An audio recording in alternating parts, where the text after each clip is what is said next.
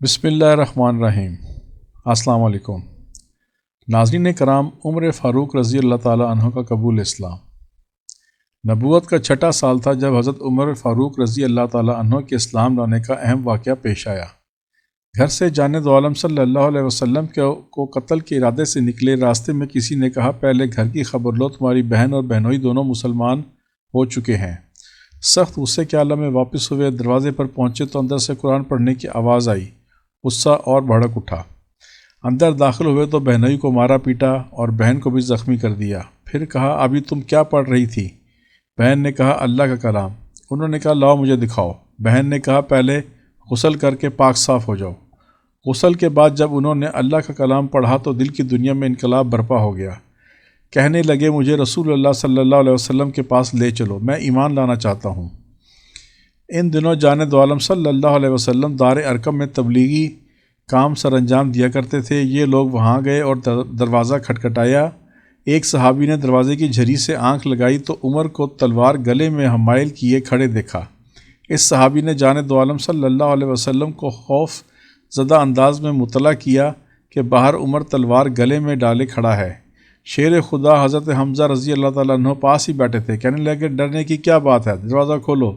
اگر اچھی نیت سے آیا ہے تو خوش آمدید، اور اگر برے ارادے سے آیا ہے تو اسی کی شمشیر سے اس کا سر قلم کر دوں گا۔ دروازہ کھولا گیا۔ حضرت عمر اندر داخل ہوئے۔ جانب عالم صلی اللہ علیہ وسلم نے پوچھا، کیسے آئے ہو؟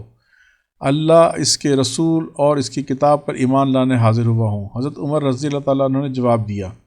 یہ بالکل غیر متوقع بات تھی، اس لیے سب کو بے انتہا مسرت ہوئی اور نعرہ تکبیر سے مکہ کی فضا گونج اٹھی۔ اسلام لانے کے بعد حضرت عمر رضی اللہ تعالیٰ عنہ نے جانب عالم صلی اللہ علیہ وسلم سے پوچھا، رسول اللہ صلی اللہ علیہ وسلم، کیا ہم حق پر نہیں ہیں؟ کیوں نہیں، یقیناً ہم حق پر ہیں۔ جانب عالم صلی اللہ علیہ وسلم نے فرمایا، یا رسول اللہ صلی اللہ علیہ وسلم، پھر ہم چھپ کر عبادت کیوں کریں؟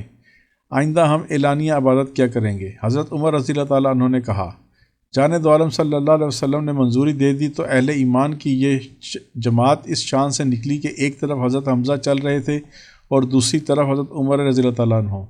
مشرکین نے جب یہ منظر دیکھا تو ان کی حیرت کی انتہا نہ رہی۔ بات ہی حیرانگی کی تھی، جو شخص کل تک جانب عالم صلی اللہ علیہ وسلم کو قتل کرنے کی قسمیں کھایا کرتا تھا اور مسلمانوں پر جبر و تشدد میں پیش رہا کرتا تھا، جانب عالم صلی اللہ علیہ وسلم کا غلام اور مسلمانوں کا محافظ و نگہبان بن گیا تھا۔ یہ دیکھ کر مشرکین کے چہرے تاریک ہو گئے اور وہ سمجھ گئے کہ اب دعوت اسلامی کو روکنا ہمارے بس میں نہیں رہا۔ مسلمانوں کو حرم مکہ میں عبادت کی آزادی چونکہ حضرت عمر رضی اللہ تعالیٰ عنہ کے طفیل ملی تھی، اس لیے جانب عالم صلی اللہ علیہ وسلم نے خوش ہو کر فاروق کے خطاب سے نواز دیا۔ اللہم صلی علی سیدنا محمد۔